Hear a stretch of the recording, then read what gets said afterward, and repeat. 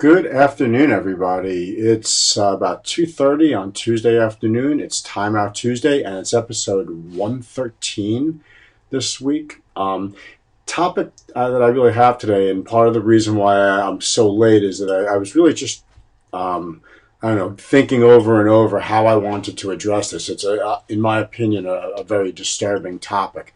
Um, and it started, and that's why I titled this video "This Is No Joke." I watched two videos that were posted on social media between yesterday and today, or maybe over the weekend and today, with between the first and the last one, and they were very disturbing. They were posted by somebody I know. Some of the people in the videos are relatives of theirs, and so I had gotten this, pretty early on, and I don't really know the entire backstory to this. It doesn't really matter what the backstory is. Like a lot of things that involve younger kids, the reason why they could be getting into a fight, reason why they may not like each other, it's kid stuff. In this case, it's teenage stuff, and the why and the background probably doesn't really make any difference at all. The video, there was two videos that I watched, and they were just equally disturbing in their own right. Um, I'm not even 100% sure of the exact order of things, but in one of the videos, it seems pretty evident that a group of teenagers are sort of somewhat surrounding or following another teenager that they obviously have a problem with. A couple of them decided to get pretty physical pretty fast with her. And, in like a lot of situations, when you have multiple attackers versus one person, it doesn't fare very well for the person that was alone. And such was the case in this particular case. It was pretty evident that the person that was being attacked had never had, a multiple encounter, didn't know how to deal with it. And clearly one of the attackers was far more aggressive and looks like they might have had some experience fighting. One of the other attackers, I would say, probably did not have that much experience fighting, but still decided to involve herself in this event.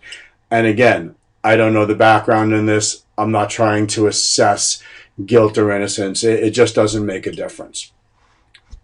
Part of the disturbing thing about this particular video was that the rest of the friends that decided not to physically engage in this attack decided to videotape it and egg them on and try to make this worse than it had to be. Certainly no one jumped in to try to break it up. And that means that somehow this culture of violence seemed appropriate at the time, and appropriate enough that they should film it and be somewhat joyous about it. I guess I have no other way to say it.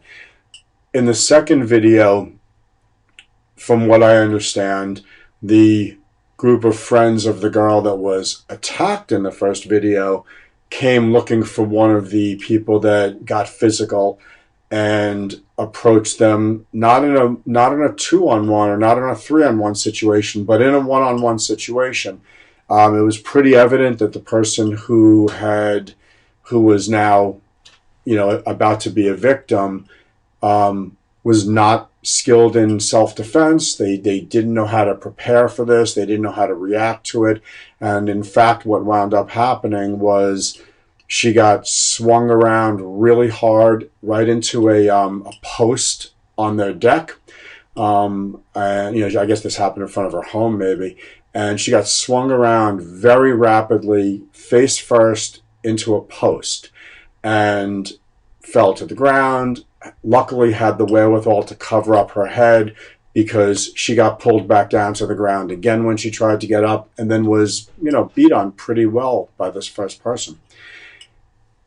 Had she been swung around to that pole 3 inches to the left and hit the corner of that pole, she wouldn't have had a concussion, as it turns out that she had. We don't really know what could have happened, but certainly this could have been the end or a much more severe injury. And charges could be levied. This could ruin lives. And it was just really a terrible thing. And again, in the background, while this was happening, the friends were filming and egging them on, telling them to punch more, punch more. This was not a situation where someone was on the ground, enough was enough, and you walk away. This was, make sure we're teaching them a pretty violent lesson. And, I found both of these videos terribly disturbing. And, I've talked about this in other videos before, but it is just so important that kids are not only taught about bullying and anti-bullying in school as they're taught. I just think it is critical to teach our kids basic self-defense tactics, how to get your hands up, how to protect yourself, what happens if you get thrown on the ground. This could have ended in both cases, in both videos, so much worse. One kick to the wrong place in the heat of a fight could be have a devastating effect. And I really, really hope that if nothing else, people really consider getting their kids into some form of reputable self-defense program. If it's ours and you like the way we teach it, that's fantastic. If you live far away, get them somewhere. But find a school that's teaching self-defense, not just focusing on sport karate or some type of generic thing that may not really help them handle real life situations.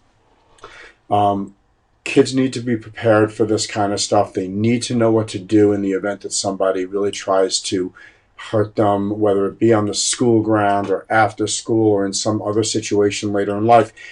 But the other thing that almost any reputable martial arts program will teach is avoidance of violence, how to diffuse situations, how to get away from these things before they happen. We teach that these things are dangerous events and that we don't want to be part of them. And it doesn't matter how much karate we know, we don't really want to use it because the outcome could be severe in either case. Either the person could be injured who knows karate, or they could injure the person very badly in the heat of a fight, and it could affect the rest of their lives. And a reputable martial arts school will spend a lot of time teaching people how to avoid conflict, and the confidence that comes along with knowing how you can defend yourself will clearly help diffuse a lot of situations. It'll help diffuse many more situations than it will cause, that's for sure.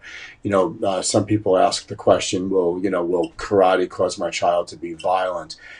I see no evidence of that from any of our students. We don't have students that are out there picking fights. We do have students that have protected themselves, though, both verbally and physically over the years.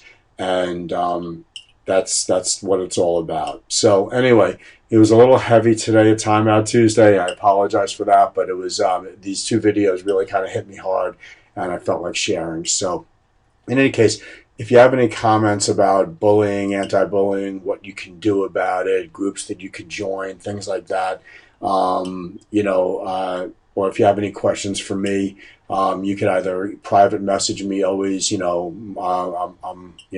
Mike, I'm the owner of Millennium Martial Arts. You can certainly private message me. I'll respond to you. And if you have any comments, certainly comment below. And other than that, I hope you have a very peaceful day today, and I will see you at the dojo.